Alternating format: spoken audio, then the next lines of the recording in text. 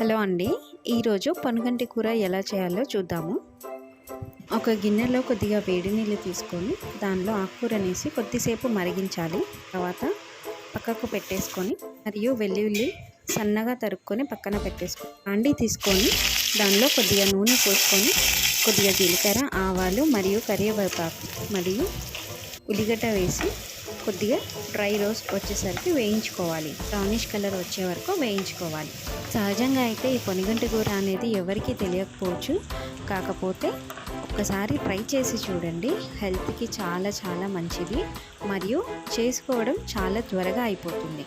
ఇక్కడ పసుపు మరియు కారం మరియు ఉప్పు వేసేసి అలా కలుపుతూ మరి కొద్దిసేపు వేయించుకొని ఉడకబెట్టిన ఆకుకూరని నీళ్ళంతా ఉడగొట్టేసుకొని గట్టిగా పిండేసి ఆ ఆకుకూర ఏదైతే ఉందో ఆ ఉల్లిగడ్డలో వేయించుకున్న ఉల్లిగడ్డలో వేసేసి బాగా దూరగా వేయించేసుకోవాలి.